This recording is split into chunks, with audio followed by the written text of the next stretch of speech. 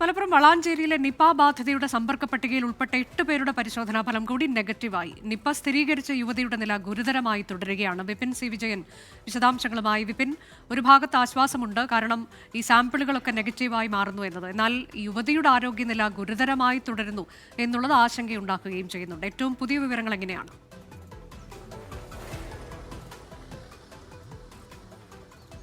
അനുജ, 42 വയസ്സുള്ള സ്ത്രീയാണ് ഇപ്പോഴും പെരിന്തൽമണ്ണ EMS ആശുപത്രിയിൽ അതിഗുരുതരമായി തന്നെ തുടരുന്നത്. ഇന്നലെയും മോണോക്ലോണിന്റെ ആന്റിബോഡി വാക്സിൻ നൽകിയിട്ടുണ്ട്, മരുന്ന് ആന്റിബോഡി നൽകിയിട്ടുണ്ട്. ഇപ്പോൾ രണ്ടാമത്തെ ഡോസാണ് ഇന്നലെയും നൽകിയിരിക്കുന്നത്. ഒപ്പം തന്നെ ഈ സമ്പർക്ക പട്ടികയിലുള്ള 2 പേർ ഇപ്പോൾ മഞ്ചേരി മെഡിക്കൽ കോളേജ് ആശുപത്രിയിൽ ICUവിലാണ്. പക്ഷേ ഇതുവരെ വന്നിട്ടുള്ള എല്ലാ പരിശോധനാ ഫലങ്ങളും നെഗറ്റീവാണ് എന്നുള്ളതാണ് ഒരു ആശ്വാസം. ഇന്നലെ 8 പേരുടെ പരിശോധനാ ഫലം കൂടിയാണ് വന്നത്, അതും നെഗറ്റീവാണ്. ഇതുവരെ അപ്പോൾ 25 പേർ ഈ നിപയുമായി ബന്ധപ്പെട്ട സമ്പർക്ക പട്ടികയിലുള്ള 25 പേർ നെഗറ്റീവ് ആയിട്ടുണ്ട്. 94 പേരാണ് പുതുതായി സമ്പർക്ക പട്ടികയിലുള്ളത്. മലപ്പുറം ജില്ലയിൽ മാത്രമല്ല, ഇവിടെ നിന്ന് പോയിട്ടുള്ള ഒരു സ്റ്റാഫ് നഴ്സ് എറണാകുളം ജില്ലയിൽ ഇപ്പോൾ ഐസൊലേഷനിലാണ്. ഒപ്പം തന്നെ പാലക്കാടുള്ള 11 പേരും, ഈ സമ്പർക്ക പട്ടികയിലുള്ള 11 പേരും അവിടെ നിരീക്ഷണത്തിൽ തുടരുന്നു എന്നുള്ളതാണ്. ആരോഗ്യവകുപ്പിന്റെ ഭാഗത്ത് നിന്ന് വളരെ കർശനമായിട്ട് ഒരു പരിശോധന നടക്കുന്നുണ്ട്. ഒപ്പം തന്നെ റൂട്ട് മാപ്പ് പ്രകാരം കൂടുതൽ ആളുകളെ കണ്ടെത്തി ഈ സമ്പർക്ക പട്ടികയിൽ ഉൾപ്പെടുത്തുന്നതിനുള്ള ശ്രമങ്ങളും നടന്നു വരികയാണ്. നിലവിൽ അങ്ങനെ ഒരു ആശങ്കപ്പെടേണ്ട സാഹചര്യമില്ല